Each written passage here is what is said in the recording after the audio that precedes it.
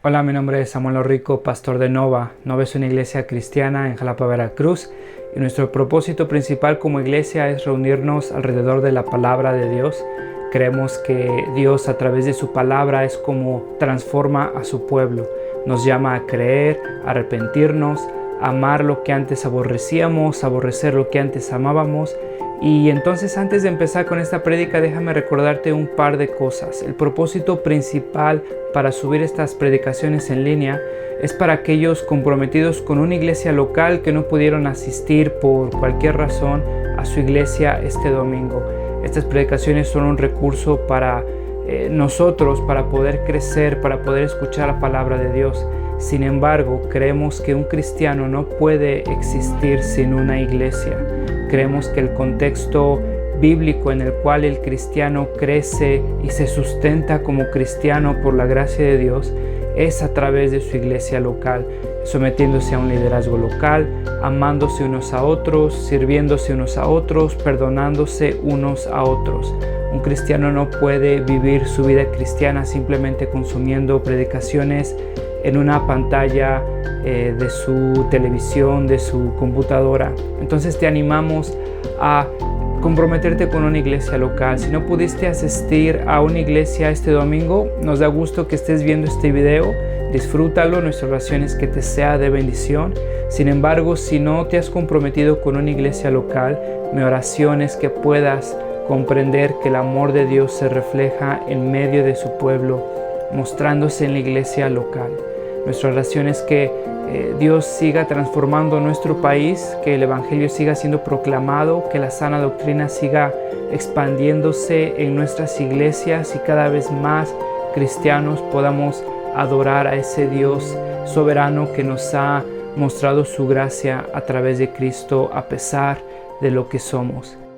Creo que la mayoría manejamos algo, no hemos manejado algo. ¿Cómo te considerarías como chofer? Ya sea que manejes bicicleta o un coche, ¿cómo es que te considerarías como el chofer?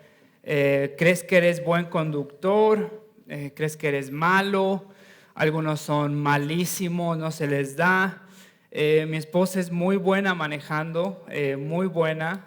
Yo pensé que iba a tener problemas llegando a México, pero maneja igual, se pone a la par que un chilango, entonces no hay problema.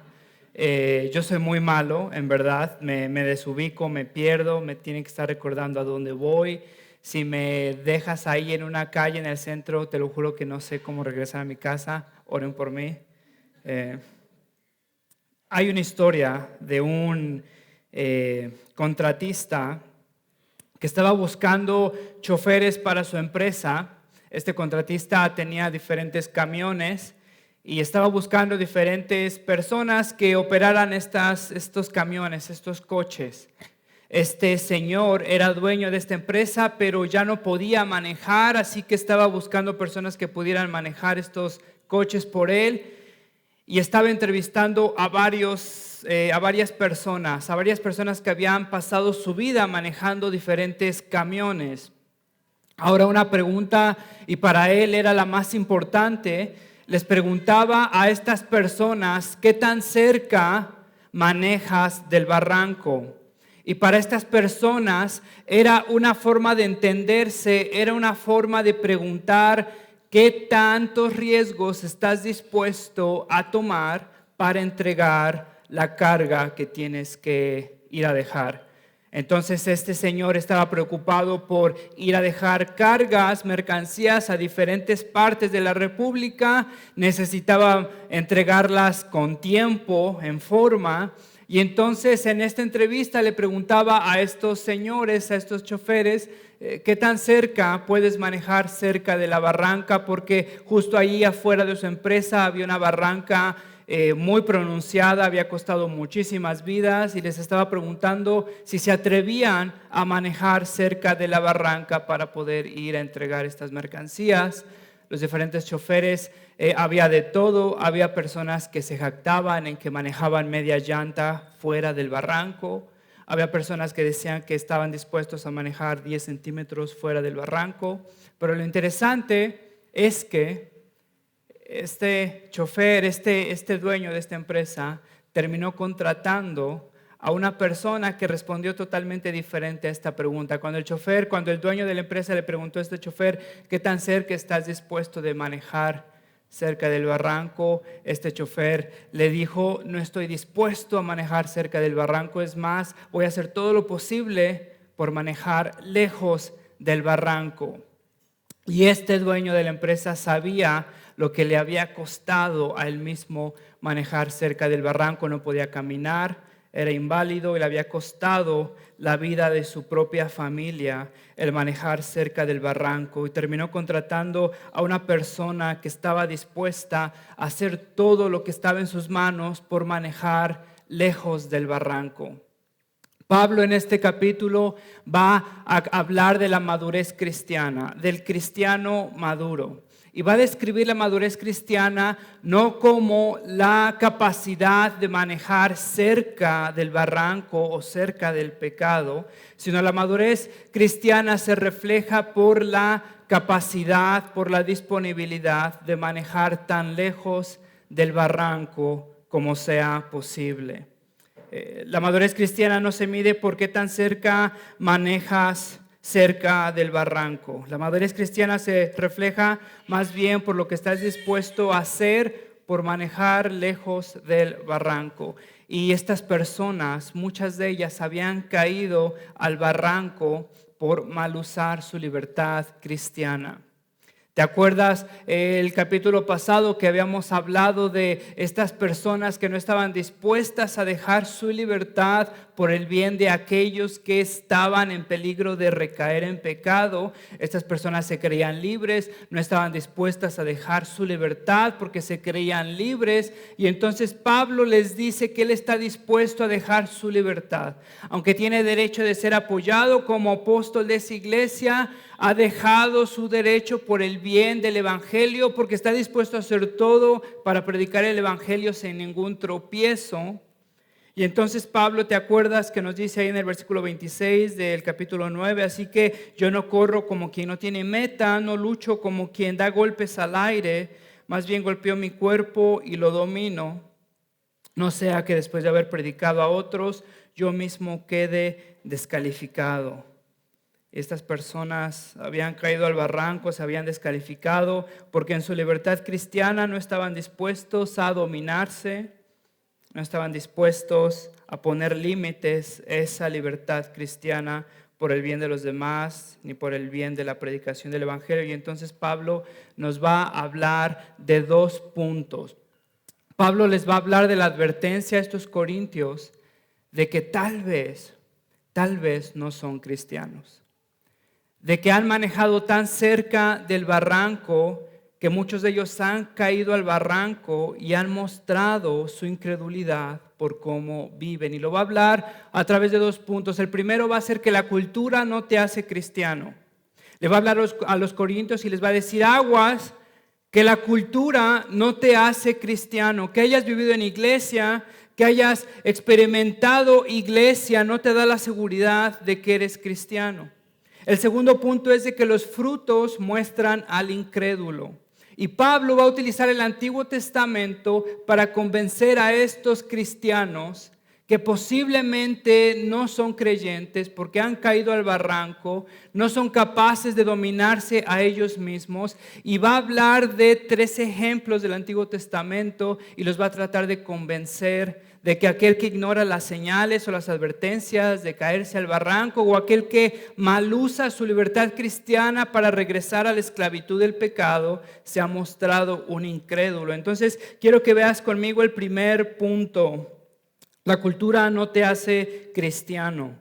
Ve conmigo ahí al versículo 1. Dice: no quiero que desconozcan, hermanos.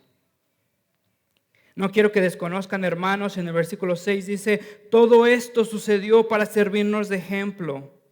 En el versículo 11 dice: todo esto le sucedió para servir de ejemplo y quedó escrito para advertencia nuestra. ¿Te das cuenta del énfasis o de la repetición del apóstol? No quiero que desconozcan.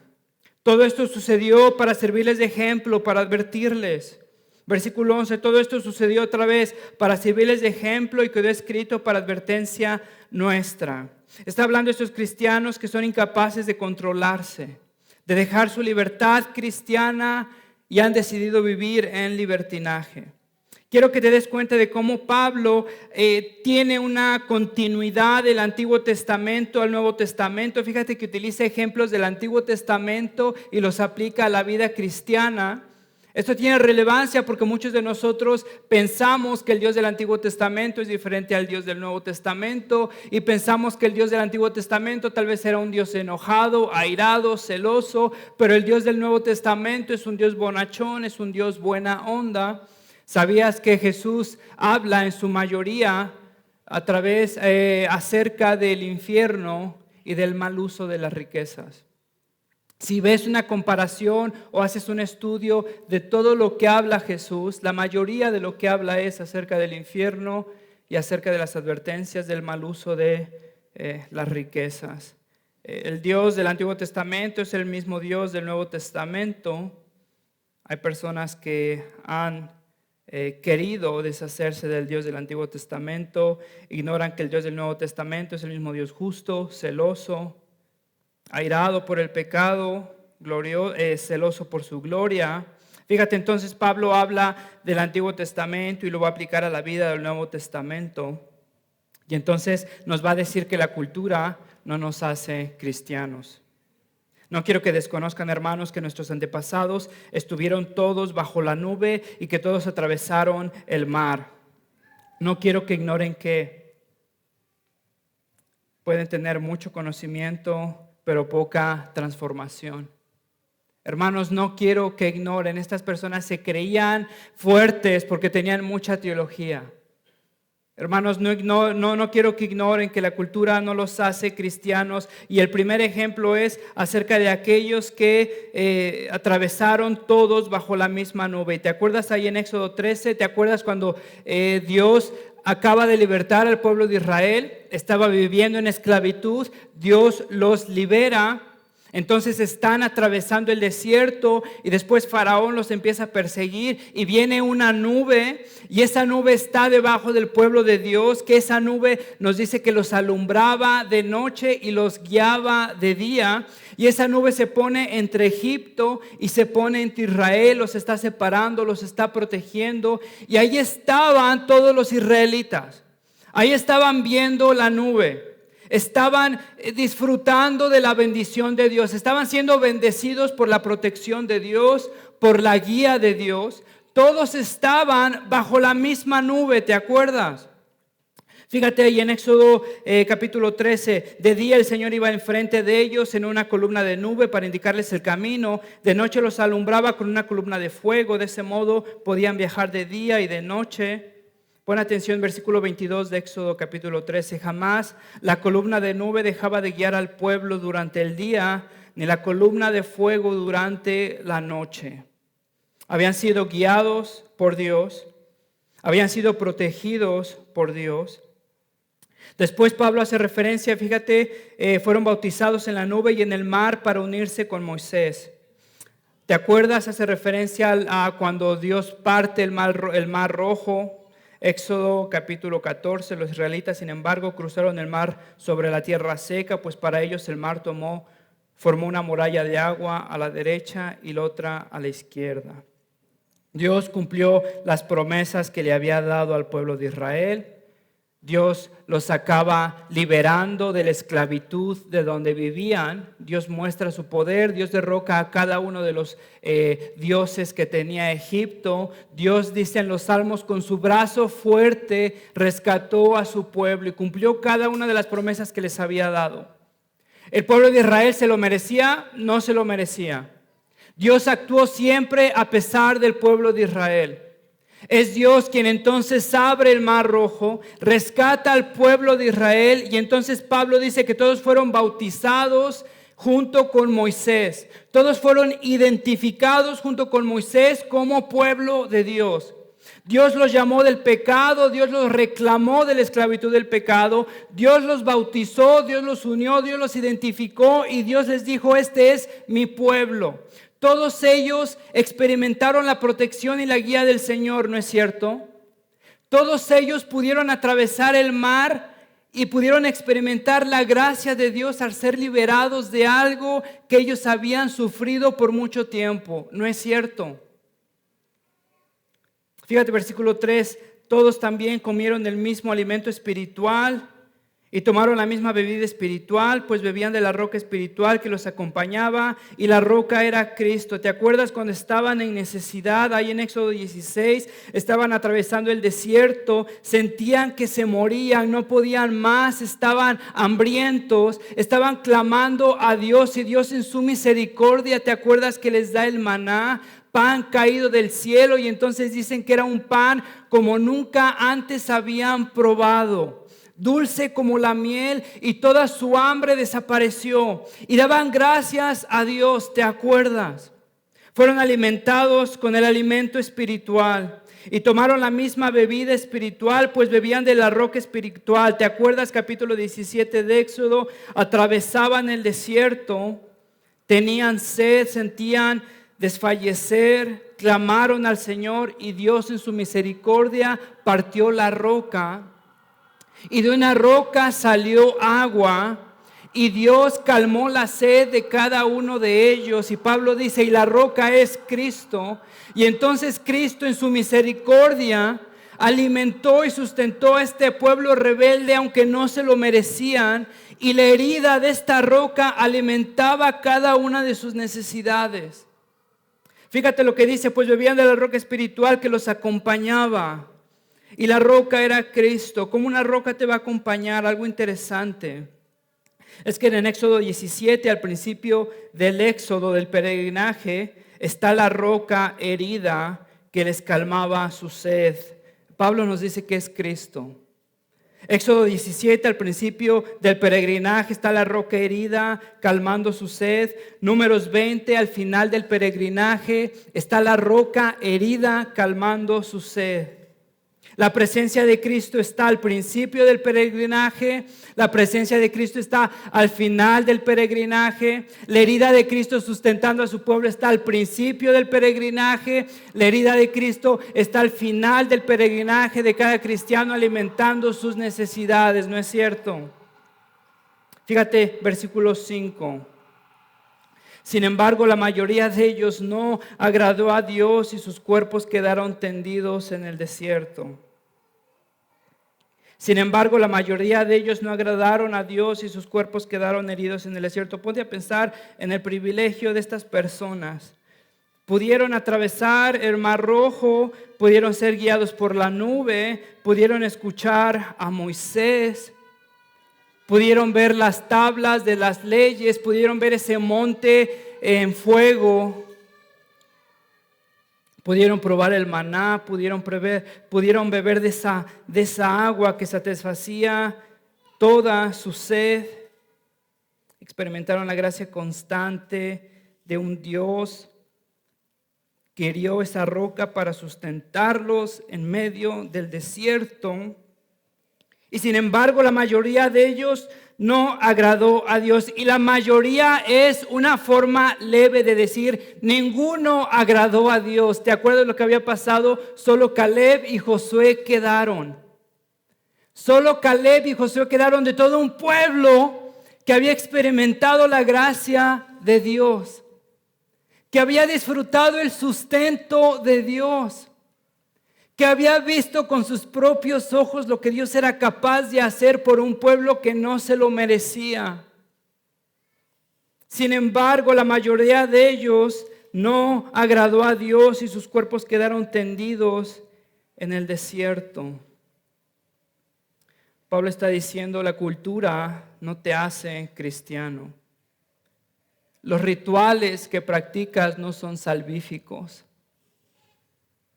Hay muchos de nosotros que crecimos en iglesia, hay muchos de nosotros que asistimos a la iglesia y sin embargo eso significa absolutamente nada delante de Dios. Muchos de nosotros que somos alimentados y sustentados por Dios, no solo físicamente, espiritualmente. Dios nos ha mostrado su gracia Y eso puede significar absolutamente nada para nosotros. Y eso puede significar nada, absolutamente nada, delante de Dios. Dios te ha sustentado. Dios te ha guiado. Has experimentado su gracia. La has experimentado, estás aquí. Escuchas la palabra de Dios, ¿no es cierto? Has escuchado de su gracia. Has escuchado del perdón de los pecados. Has escuchado de lo que Cristo es capaz de hacer por aquellos que no se merecen absolutamente nada, ¿no es cierto? Sin embargo, para muchos de nosotros eso no significa absolutamente nada. Y para Dios que estemos aquí y que participemos de rituales culturales no significa absolutamente nada. Porque sabes, la cultura no te hace cristiano. Y va a haber dos sorpresas en el cielo. Uno de mis maestros decía, la primera es encontrar a personas ahí que jamás pensabas que estarían. Y la otra es no encontrar a personas ahí que jurarías que iban a estar en el cielo.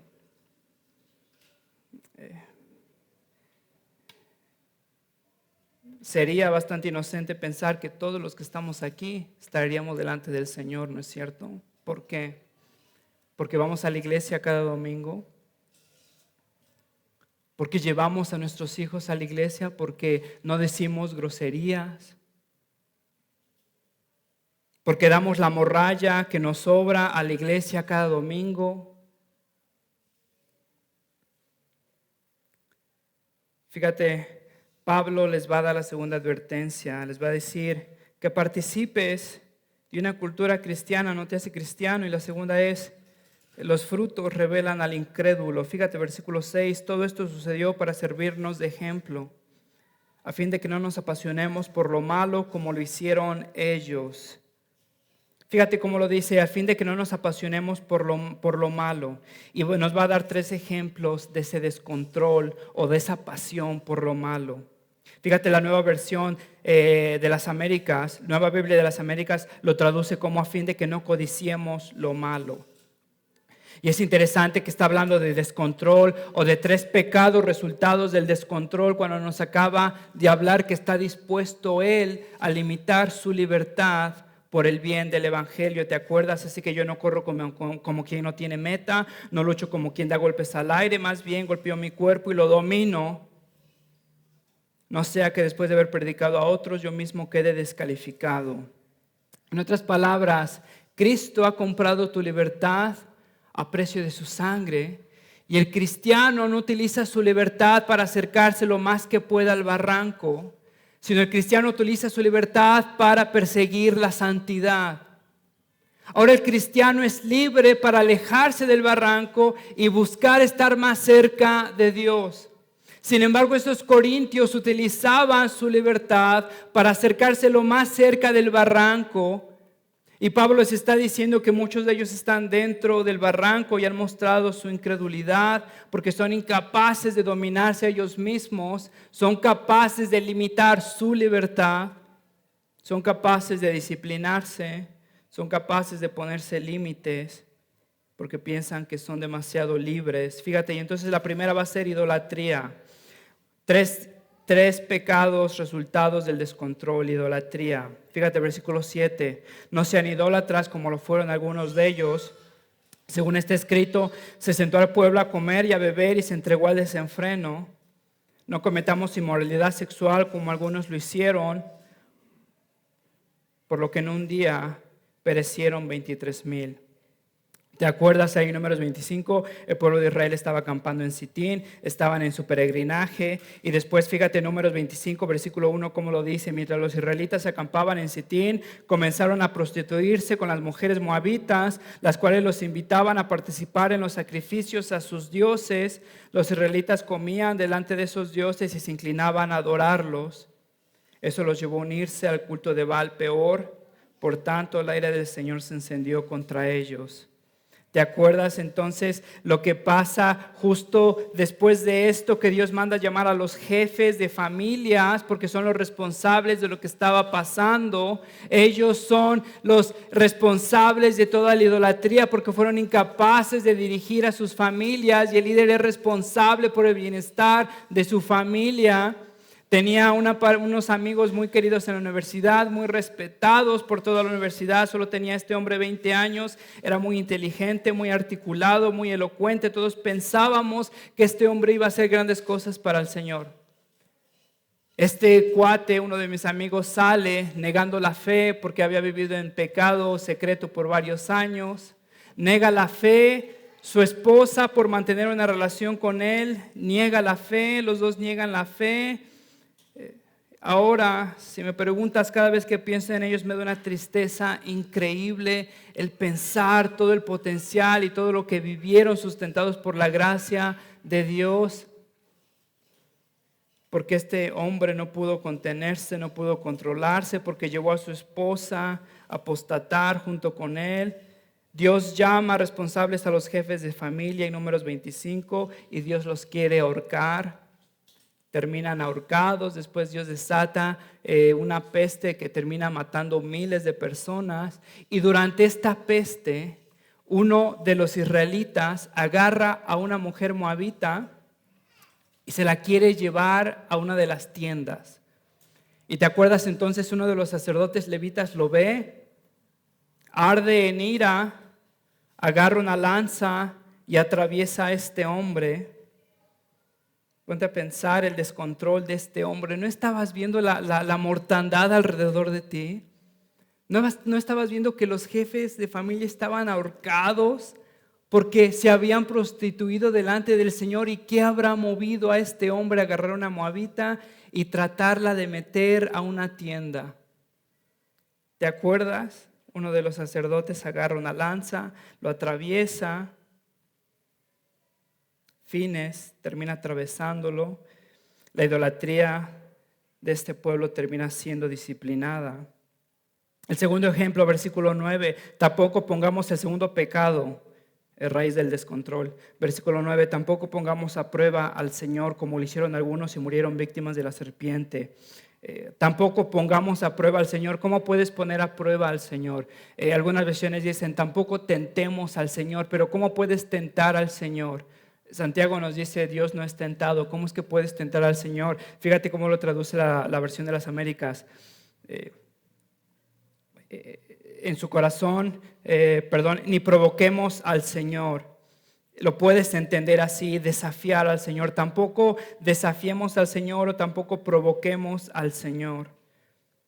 Y está haciendo referencia otra vez al peregrinaje de Egipto. Dios acaba de alimentar al pueblo de Israel. Dios parte la roca. Dios les da maná. Y el pueblo de Israel, Éxodo 17, versículo 3, reclaman delante de Dios. ¿Para qué nos sacaste de Egipto?, reclamaban.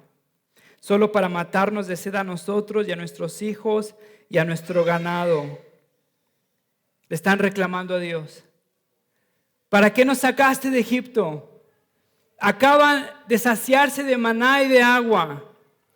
Dios los acaba de rescatar, los acaba de alimentar, y entonces ellos desafían a Dios y le preguntan, ¿para qué nos sacaste? Si Egipto estaba mejor. En Egipto había melones, en Egipto había carne. No había carne ni había melones, estaban viviendo en esclavitud. Estaban siendo oprimidos y explotados por Egipto. Sin embargo, atravesando el desierto, se les olvida la gracia de Dios. Se les olvida lo que Dios había hecho en sus vidas a pesar de todo un pueblo. Desafían al Señor y se atreven a preguntarle, ¿para esto nos sacaste de Egipto? ¿Esto es lo mejor que puedes hacer? Estaba mejor en Egipto. Estaba mejor en esclavitud. Si me vas a tratar así. Fíjate, Salmo 78, hablando de este pasaje, cómo lo describe. Y en sus corazones tentaron a Dios, pidiendo comida a su gusto. Otra vez habla del descontrol, de la concupiscencia, de los deseos descontrolados de todo un pueblo. Querían lo que querían a su tiempo, a su forma, a su manera. No querían someterse a nadie. Equiparaban la bondad de Dios con prosperidad, y si no vivían en prosperidad, le reclamaban a Dios que por qué los había llamado si no estaban viviendo en prosperidad como lo estaban viviendo en Egipto. Date cuenta de la ridiculez de lo que estaban pensando. No vivían en prosperidad en Egipto. No estaban siendo alimentados en Egipto, sin embargo desafiaron a su Dios. Fíjate el tercer pecado que es fruto del descontrol, la falta de dominio propio. Versículo 10, ni murmuren contra Dios como lo hicieron algunos y sucumbieron a manos del ángel destructor. Ni murmuren contra Dios. Y el pueblo de Israel se caracteriza por murmurar en contra de Dios. ¿Te acuerdas en Números 14 cuando Moisés manda a visitar la tierra prometida? Fíjate, versículo 36, Números 14, los hombres que Moisés había enviado a explorar el país fueron los que al volver difundieron la falsa información de que la tierra era mala. Otra vez reclamando los planes de Dios, la voluntad de Dios, en sus cabezas tenían mejor plan. Con esto hicieron que toda la comunidad murmurara.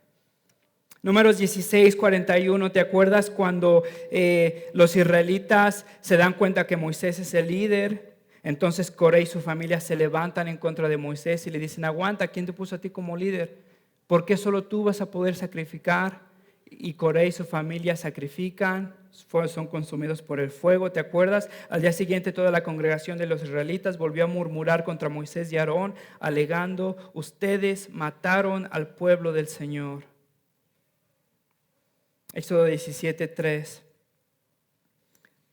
Regresamos al mismo, acaban de ser alimentados, acaban de ser sustentados, y le reclaman a Dios, para esto nos sacaste, solo para matarnos de sed a nosotros y a nuestros hijos y a nuestro ganado. Números 11, versículo 1. Un día el pueblo se quejó de sus penalidades que estaba sufriendo.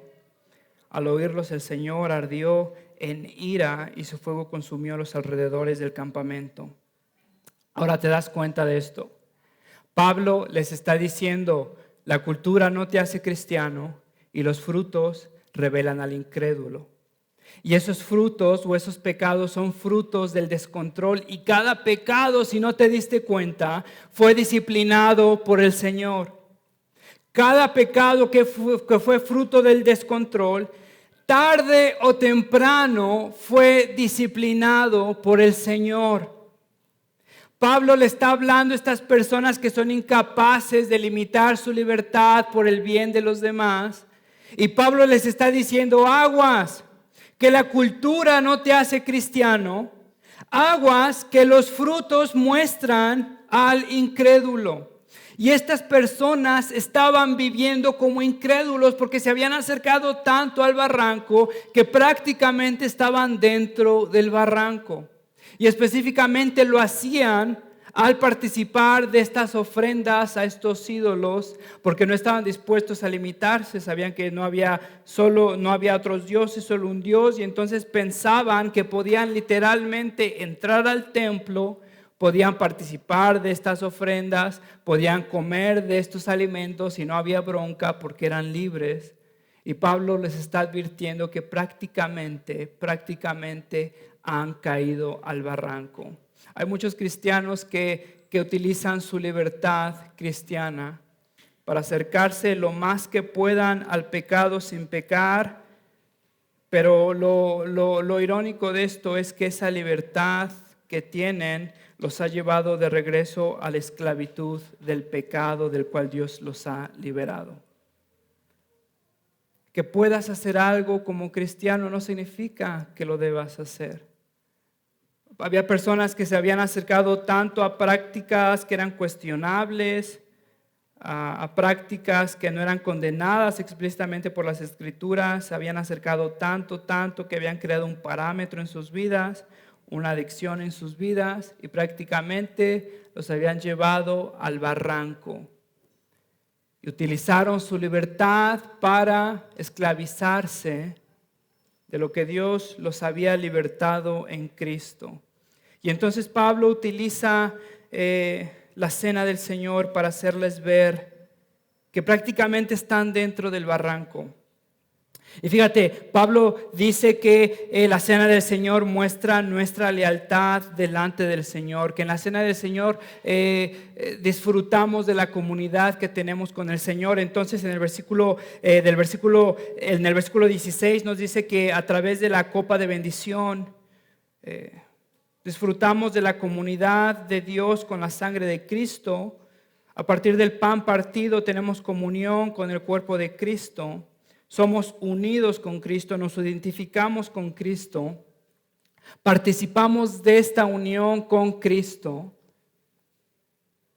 Después dice Israel, cuando participaba de su sacrificio, se unía en comunión con Dios. ¿Te acuerdas? Y entonces Israel sacrificaba y entonces era una vez más escuchado por Dios, era visitado por Dios. Y entonces todos los pecados de ese animal, que después vemos es la sombra de Cristo, todos los pecados de ese animal eran absorbidos. Después el pueblo de Dios se podía presentar delante de Dios limpio y santo. Pablo dice que no es muy diferente a la cena del Señor, tenemos comunión con Cristo, participamos de comunión con Cristo. Y entonces fíjate lo que nos dice Pablo aquí, que como el cristiano participa de comunión en la cena del Señor, como Israel participa de comunión en los sacrificios, los paganos participan de comunión con los ídolos.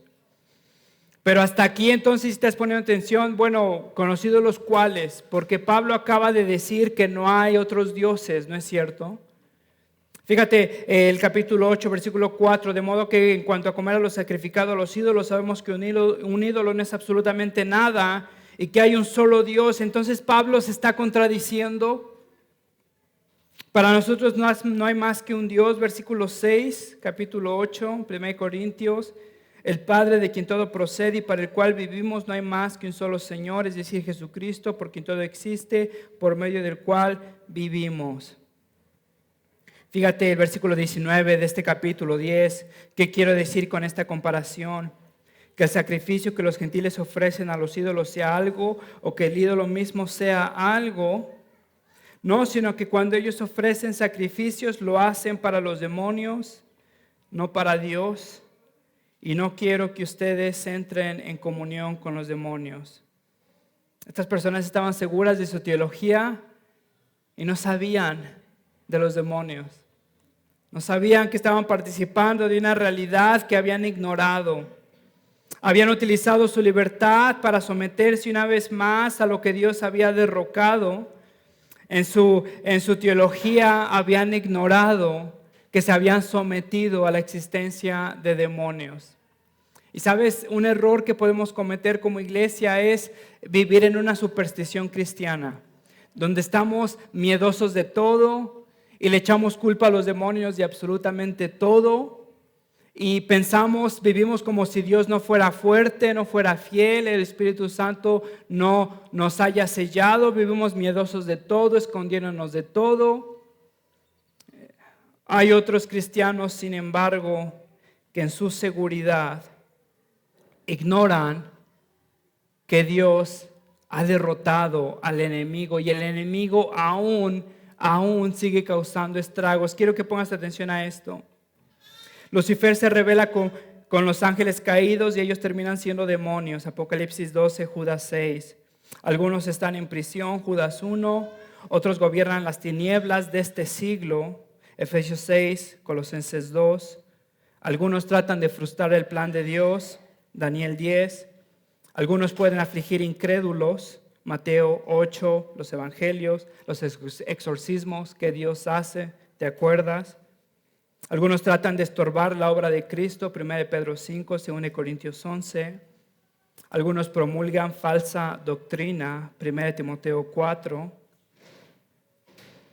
Estos cristianos han utilizado su libertad una vez más para someterse a lo que Dios había rechazado. Estos cristianos tan fuertes eran que han llegado al barranco y no han soportado la tentación del barranco y se han caído en el barranco y viven en el barranco esclavizados una vez más a lo que Dios había rechazado. Te hago una pregunta. ¿Qué tan buen conductor eres?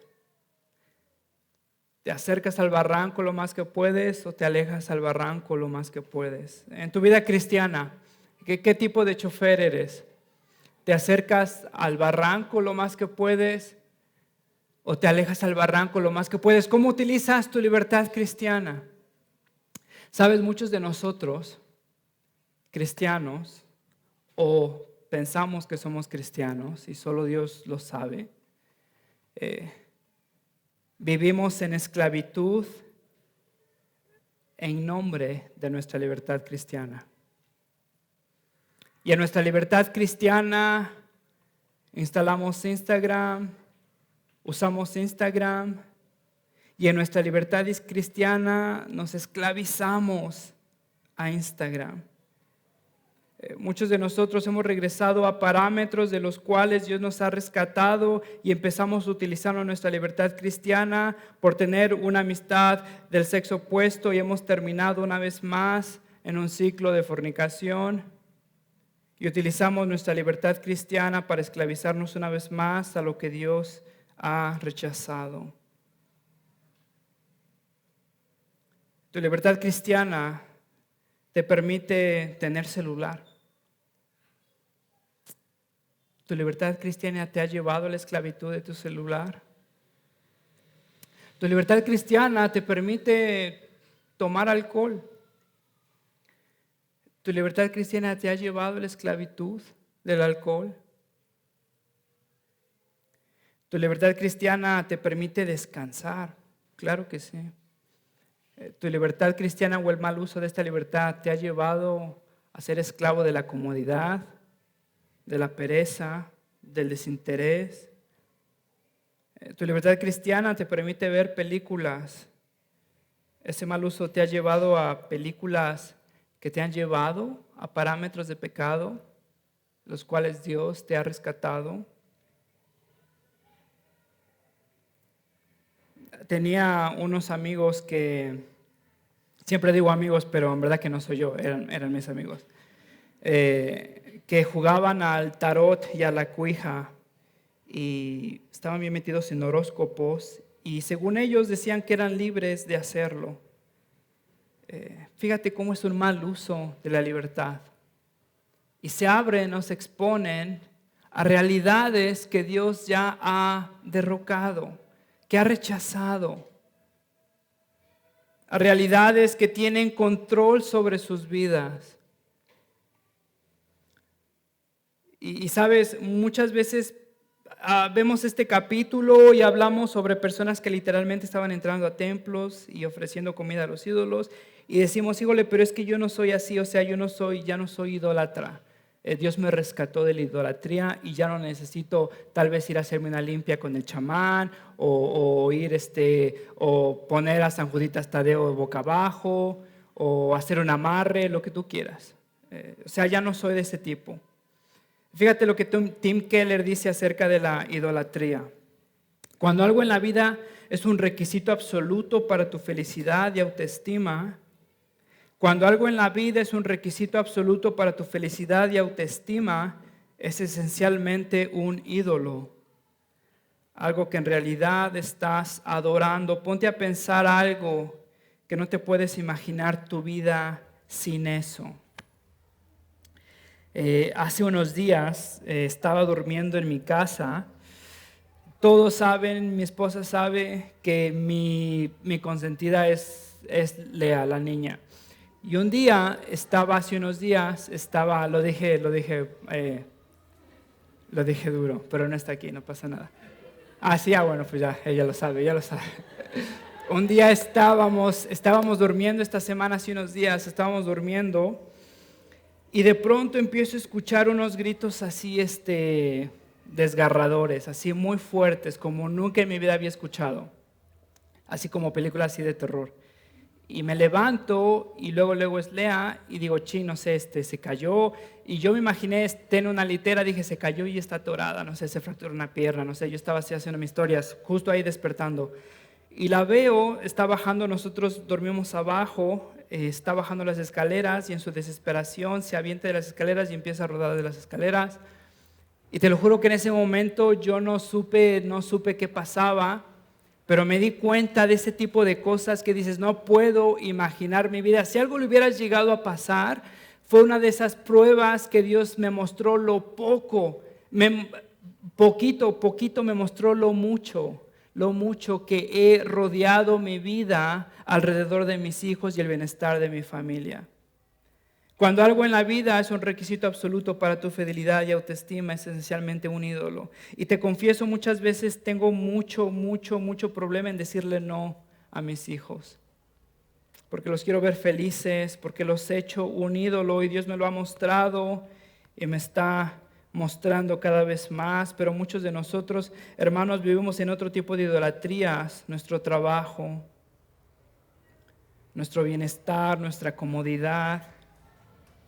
Y hacemos de la iglesia pecados perdonables que jamás deberían de ser. Y un hermano adicto al trabajo no es tan criticado o exhortado como aquel adicto al alcohol. Pero hermano, los dos son idolatrías. Los dos son pecado. Un hermano adicto a la comodidad, adicto a la indulgencia. Un pastor adicto a la indulgencia, adicto a la comodidad, es más tolerado que un pastor con un tatuaje. Es cierto, este tipo de la hipocresía de la cultura que hemos creado con pecados perdonables o tolerables, donde hemos dejado pasar la idolatría de uno, el descontrol de uno. Fíjate lo que un puritano dice acerca de la idolatría. Todo lo que hemos amado, idolatrado y confiado en demasía, al final Dios lo ha quebrantado y nos ha hecho ver la vanidad de todo, de modo que nuestro corazón sea liberado de todo aquello en lo que inmoderadamente confía. Y leo esta cita y le doy gracias a Dios por mostrarme mi corazón tan idólatra y donde pongo mi gozo y mi seguridad. Y es una promesa que vemos a lo largo del Antiguo Testamento, Dios derrocando cada uno de los ídolos de su pueblo. Dios rescatando a su pueblo de beber de cisternas rotas. Todo lo que hemos amado, idolatrado y confiado en demasía, al final Dios lo ha quebrantado y lo va a quebrantar. Y nos ha hecho ver la vanidad de todo, de modo que nuestro corazón sea liberado de todo aquello en lo que inmoderadamente confía. Hermano, ¿cómo has utilizado tu libertad cristiana? ¿Te ha llevado a la esclavitud? ¿Te ha llevado una vez más de regreso a donde Dios te rescató? Déjame terminar con esto. Ustedes, versículo 13, no han sufrido ninguna tentación que no sea común al género humano, pero Dios es fiel y no permitirá que ustedes sean tentados más allá de lo que puedan aguantar. ¿Te das cuenta? Dios es fiel. Dios es fiel a pesar de tu infidelidad. Dios es fiel. Pero Dios es fiel y no permitirá que ustedes sean tentados más allá de lo que puedan aguantar. Más bien, cuando llegue la tentación, Él les dará también una salida a fin de que puedan resistir. Padre, te damos gracias, mi Dios, por tu palabra, por saber que tenemos un Dios fiel que nos ayuda en nuestra tentación. Padre, te ruego, mi Dios, que nos rescates en medio de nuestro pecado, mi Dios, en medio de nuestro descontrol. Vivifícanos una vez más, Señor, muéstranos nuestra idolatría y te ruego que por tu misericordia nos quebrantes una vez más, mi Dios. Recuérdanos que tus promesas siempre están disponibles a pesar de nosotros por los méritos de Cristo, que tenemos un sumo sacerdote, Padre, que es capaz de compadecerse de nosotros, que ha experimentado todo que no ha pecado como nosotros, sino nos muestra siempre la salida a esta tentación. Señor, ten misericordia de tu pueblo, que estamos, Padre, una vez más en este éxodo, peregrinando, dudando de tus promesas, desafiando tu santidad, poniendo en duda lo que nos has dicho, cayendo en descontrol, prostituyendo nuestros corazones. Señor, te lo ruego, ten piedad de nosotros. Padre, rescátanos como lo hiciste con tu pueblo de antaño. Señor, que tu santidad sea más deseable para nuestros corazones. Sabemos que es un milagro y que tú lo puedes hacer, Padre. Te lo ruego en Cristo Jesús. Amén.